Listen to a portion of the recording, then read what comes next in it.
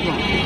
সম্মানিত এলাকাবাসী, আপনারা নিশ্চয়ই অবগত আছে গত 11ই এপ্রিল থেকে আগামী 25শে এপ্রিল পর্যন্ত আমাদের জনগণের উদ্যোগে গণতন্ত্র পক্ষ চলছে। তাই অংশ হিসাবে আমাদের জনপ্রশাসনে নদীপুর পৌরসভা শাখার উদ্যোগে এই বিভিন্নভাবে গণতন্ত্রের কাজ করছি। তৃণমূল পর্যায়ে ব্যাপকভাবে তৃণমূলে আমাদের সারা আছে এবং প্রত্যেকটা লোকের মুখে মুখে একটাই কথা, সকল দল দেখা শেষ, আগামী দিন আমরা আল্লাহ আইন প্রতিষ্ঠা করার জন্য বাংলাদেশ জনগণকে এই দেশের ক্ষমতায় আমরা অধিষ্ঠ করতে চাই।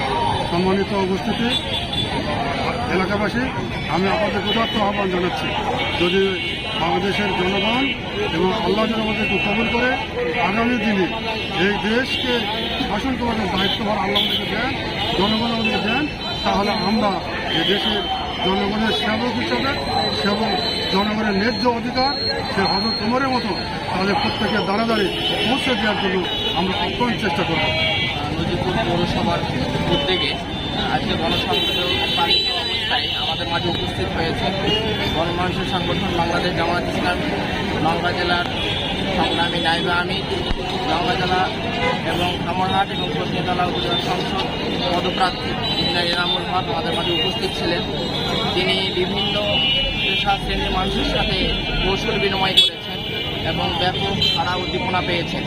আমরা নদীপুর পৌরসভার পক্ষ থেকে অসংখ্য ধন্যবাদ ও মোবারকবাদ জানাচ্ছি। তিনি আমাদের মাঝে সময় দিয়ে নদীপুরকে উজ্জীবিত করেছেন, নদীপুর পৌরসভাকে উজ্জীবিত করেছেন এবং বিভিন্ন বিশেষ করে হিন্দু, বৌদ্ধ এবং বিভিন্ন শ্রেণীর পেশা মানুষের কাছে তিনি গিয়ে ভবিষ্যৎ প্ল্যান পরিকল্পনা নিয়ে তিনি সুন্দর উপস্থাপনা করেছেন। এলাকার জনগণ তার কথাতে উৎসাহ উদ্দীপনা পেয়েছেন। আশা করছি আমরা মাঝে মাঝেই ইঞ্জিনিয়ার এনামুল হককে পেয়ে নদীপুর পৌরসভাবাসী উজ্জীবিত হবে এই আশাবাদ ব্যক্ত করে এখানে আমার কথা শেষ করছি। আসসালামু আলাইকুম।